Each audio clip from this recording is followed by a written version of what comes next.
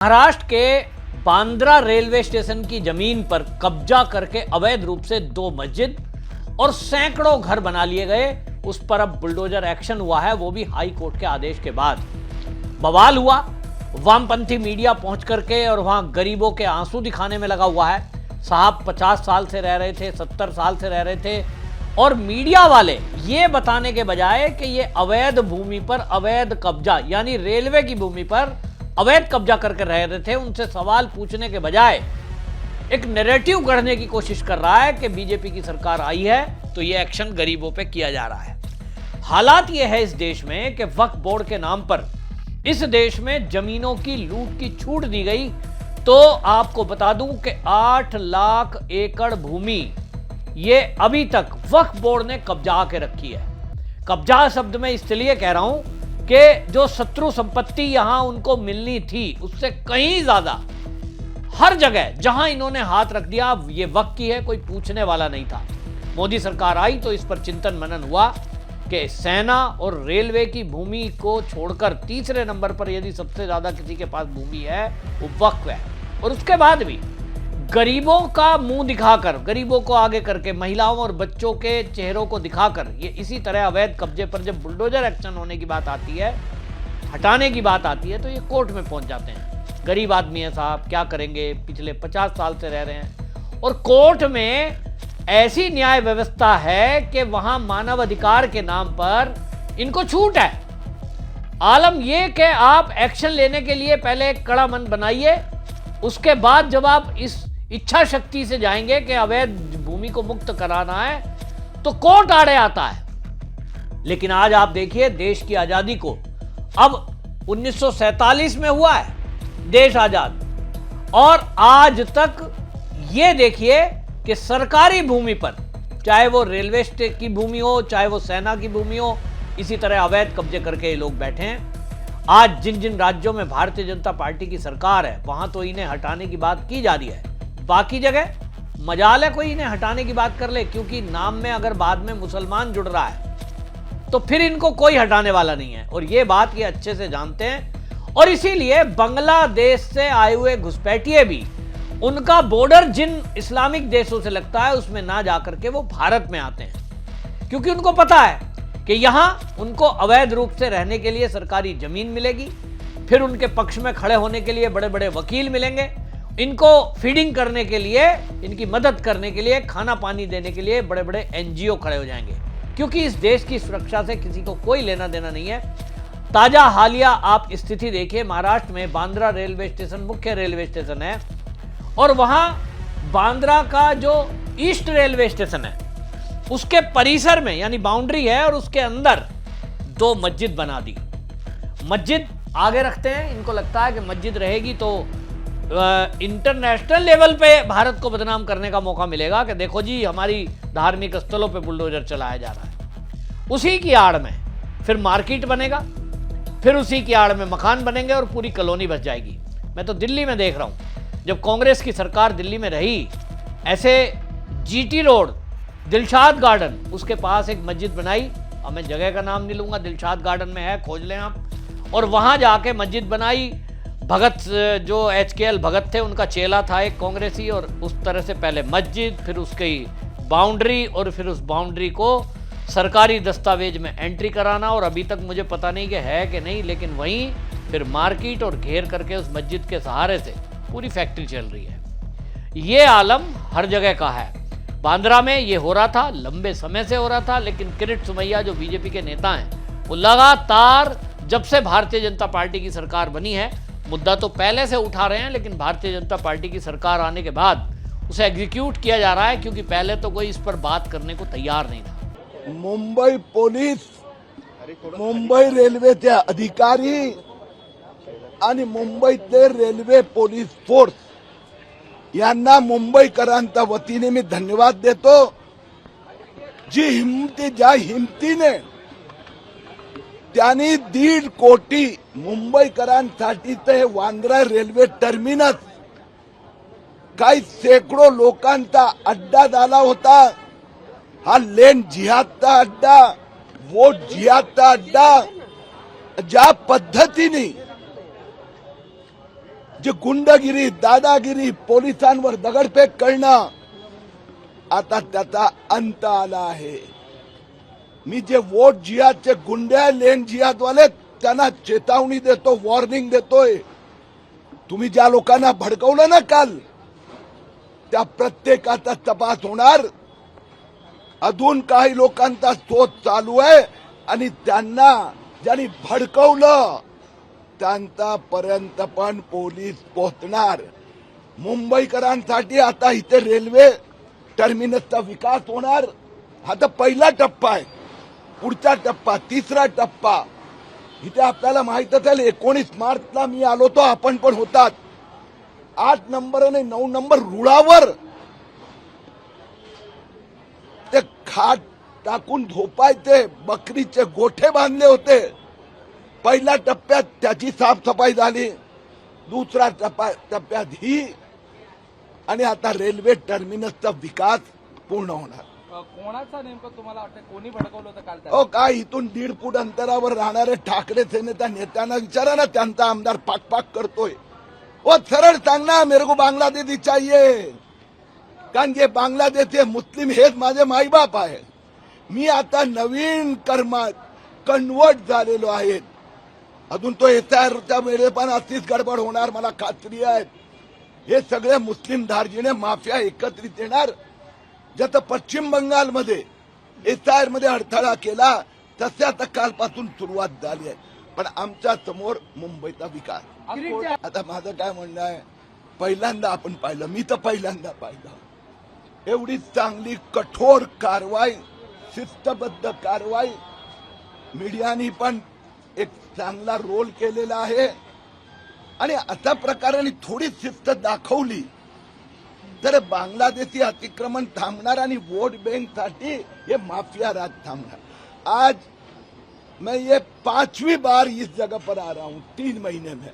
आता मी मुंबई महापालिकेत महापौरांच्या सोबत अधिकाऱ्यांची बैठक झाली. 164 अनधिकृत शाळा, जे स्कूल जिहाद, त्या तिथे जे एम पूर्व, मानखुर्द, गोवंडी विभागात जे 65 शाळांवर ताबडतोब महापालिकेने कारवाई करायचं ठरवलंय. तिथे 4-4 मजली अनधिकृत शाळा, हे आता पुढचं आमचं लक्ष आहे. रेल्वेच्या सर्वच मार्गांवर आज मैं ये गए 2.5 महीने में ये 5वीं बार इस जगह पर आया हूं. मार्च महीने के 15 से 25 के बीच में मैं 3 बार आया था. तभी आपने देखा ये टर्मिनस का ही platform number 8, platform number rule number अपना रेलवे लाइन 8 नंबर की, 9 नंबर की, वहां पर ये बांग्लादेशी माफियाओं ने अड्डे बनाकर रखे थे. पहले फेज में वो हटाए गए. अभी यहां पर कार्रवाई शुरू है. मैं मुंबई की पुलिस को, रेलवे पुलिस फोर्स और मुंबई रेलवे के अधिकारियों को मुंबई कर की ओर से धन्यवाद देता हूं. 1.5 करोड़ मुंबई कर के लिए ये बांद्रा टर्मिनस आने जाने भी नहीं मिलता था. जो बांग्लादेशी मुस्लिम माफिया, लैंड माफिया, भू माफिया, अब ये टर्मिनस विकसित किया जाएगा. यहां से लगभग 50 और एडिशनल ट्रेन छोड़ने की व्यवस्था होगी. और मुझे विश्वास है कि जो इसके पीछे 1.5 फुट अंतर पे रहने वाले ठाकरे सेना के नेता, वो जिहाद वाले नेता, जो इन्होंने कल गुंडों को भेजा था, वहां तक मुंबई की पुलिस पहुंचेगी. और जो ये मुंबई सरकार रेलवे टर्मिनस रोक रहा है, जो बांग्लादेशी माफिया मुस्लिम गुंडों को भड़काने का प्रयत्न करे, वहां तक हम जरूर पहुंचेंगे. पुलिस पर पत्थरबाजी हुई और भड़काने की कोशिश किया जा रहा है. ऐसा है कि ये वोट जिहाद वाले जो है, जिनकी जिंदगी, जितने अभी वोट परिवर्तन कर लिया है अपना, अभी आजकल हर एक रंग के कपड़े पहन के घूमते, गोल टोपी पहनना बाकी है सिर्फ. वो है राहुल गांधी. धारावी में जब कोर्ट ने कहा मस्जिद गिराओ, तभी ये लोग 10,000 लोगों को लेकर उतरे थे.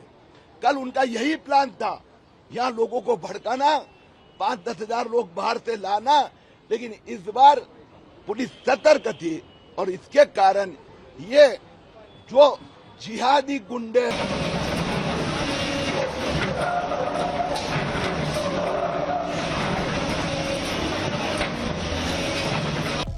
कोई फोर्स जाने की हिम्मत नहीं करेगी, क्योंकि फोर्स को पथराव करेंगे, उनके ऊपर घेराव करेंगे, महिलाओं को आगे करेंगे। बांद्रा में भी ये करने की कोशिश की गई कि पुलिस के ऊपर पथराव हुआ, 5 पुलिसकर्मी घायल भी हुए, उन्मादी नारे लगाए गए। लेकिन क्योंकि अब तो फडणवीस है तो इसीलिए सख्त आदेश था कि कुछ भी हो जाए इनको गिरफ्तार करिए, पहचान करिए, जिन लोगों ने पुलिस पर हमले किए हैं उनको छोड़ना नहीं और इनको उठा करके बंद करो। और उसका कारण है, जब सख्ती की तो ये बांद्रा की जो जमीन है ये मुक्त हुई। 2 मस्जिद थी जिसको मिट्टी में मिलाया गया, उसके अलावा 500 मकान थे, और जैसे ही इनको जेसीबी से हटाया गया, अनेक बुलडोजर चले। अब तीसरा दिन है, वहां पर कंक्रीट का फर्श बिछाया जाना तुरंत शुरू हो गया, क्योंकि रेलवे को वहां पर अपना कंस्ट्रक्शन खड़ा करना है, रेलवे की लाइन बिछानी है, और निर्माण का कार्य पिछले 20 साल से अटका पड़ा है। ये तो 2014 में मोदी सरकार आई तो उन्होंने वक्फ बोर्ड एक्ट में बदलाव किया, और उसके कारण जब बदलाव करके कहा कि भाई आप हर भूमि को कह देते हो ये वक्फ की है, अब इसके लिए कोई नियम कायदा कानून तो होगा। आप और हम कोई अपनी मेहनत की कमाई से पूरे देश के अंदर कहीं 100 गज का प्लॉट ले लें तो हमें वो रजिस्ट्री संभाल के रखनी होती है, क्योंकि कल को कोई भी हमसे कहेगा सबूत दिखाओ तो हम अपना रजिस्ट्री दिखाते हैं। लेकिन यहाँ उल्टा कानून बना दिया कांग्रेस ने, और 2012-13 में ऐसा कानून बना दिया, सरकार में जाते जाते इनको पता था कि हम जा रहे हैं, कि साहब सबूत आपको नहीं दिखाना, सबूत उसे दिखाना है जिसकी जमीन पर आप दावा करोगे कि ये वक्फ की है। और उस दावे का निर्णय कौन करेगा? वक्फ के ही सदस्य करेंगे। कहीं आप दुनिया की किसी कोर्ट में नहीं जा सकते। मोदी सरकार आई तो इस मामले में ज्यादातर पीड़ित मुस्लिम भी थे, जिन्होंने मोदी सरकार से आग्रह किया कि साहब ये तो अवैध कब्जे करके बैठे हैं, हमें हमारी जमीन वापस दिलाइए। आलम यह था कि केरल का पूरा एक गांव जो कि ईसाई बहुल गांव है, पूरे गांव को इन्होंने घोषित कर दिया कि ये तो हमारा है। कांग्रेस केवल इसीलिए नहीं बोली, लेकिन वक्फ बोर्ड एक्ट का विरोध किया, और आज उस एक्ट के जो संशोधन है उसके कारण ही देश के अंदर जितने अवैध कब्जे हैं वो हट पा रहे हैं। ये सरकार के बनने का फर्क है। इसी की जगह कांग्रेस सरकार रही, 70 साल वो सत्ता में रहे, उनके रहते तो इनके हौसले बढ़ते रहे। जहां मर्जी आई वहां अपना स्ट्रक्चर खड़ा कर दिया, जहां मर्जी आई मार्केट बना दिया, मकान बना दिया। अभी आप देखिए बंगाल में अभी सरकार बने 15 दिन नहीं हुए, लेकिन किस तरह से अवैध बिल्डिंग सड़कों को घेरकर, सरकारी जमीन को घेरकर, क्योंकि पहले वामपंथी और फिर ममता बनर्जी में जमकर लूटा गया। तुम भी लूटो हम भी लूटें, कोई कहने वाला नहीं है। शुभेंदु सरकार बनी तो वहां बुलडोजर एक्शन हो रहा है, कोई बोलने वाला नहीं है, जनता खुश है। ठीक इसी तरह महाराष्ट्र में भी लगातार मैंने देखा है कि भारतीय जनता पार्टी के नीतीश राणे इस बात को हमेशा से उठाते रहे हैं, और अब किरीट सोमैया इस बात को है उठाने वाले। वो लगातार इस ऐसे तरह के मुद्दे को उठाते रहे हैं, और उन्होंने बाकायदा इसके लिए फाइट की है। और उनका कहना तो यह है कि महाराष्ट्र के अंदर कोई भी एक भी जगह ऐसी छोड़ी नहीं जाएगी, अवैध निर्माण को हर महल में गिराया जाएगा। उसके लिए सरकार पूरी तरह से सख्त है। तो किरीट सोमैया की वजह से आप कह लीजिए, नीतीश राणे जैसे नेताओं की वजह से कह लीजिए कि ये जो निर्माण कार्य है ये हट पा रहे हैं। और केवल भारतीय जनता पार्टी की जिन राज्यों में सरकार है, आप देखिए कि वहीं ये एक्शन हो रहा है। बाकी जगह अभी तक, जैसा मैंने कहा, लाखों एकड़ भूमि इन लोगों ने कब्जा करके रखी हुई है। वक्फ बोर्ड का अलग है मामला, और वो गरीबों को कभी नहीं देता। सवाल तो उठना चाहिए कि भाई वक्फ बोर्ड के पास अगर जमीन है और आप कह रहे हो कि साहब ये गरीब हैं, बच्चे हैं, तो आपके पास तो अरबों रुपया भी है, इनके मकान बनवाओ और इन्हें दो। क्योंकि वक्फ बोर्ड की संपत्ति आखिरकार अल्पसंख्यक आयोग और बाकी चीज़ जो है किसके लिए है?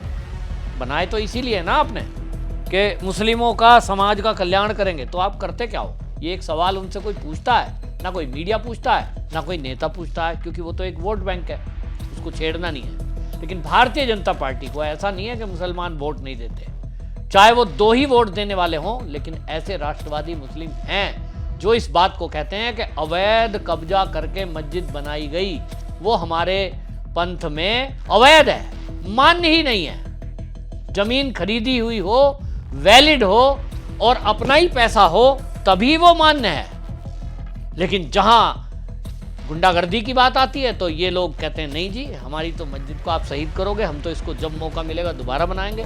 मतलब लोगों को भड़का के देश का माहौल खराब करना। बहरहाल अब निर्माण कार्य हो रहा है, फर्श बिछाया जा रहा है, लोग देख रहे हैं और लोग कह रहे हैं कि अगर मुख्यमंत्री उद्धव ठाकरे होते तो ये कभी भी रेलवे की जमीन मुक्त नहीं हो पाती। आपकी इस पर क्या राय है? कमेंट में जरूर लिखें, वीडियो शेयर करें। वंदे मातरम।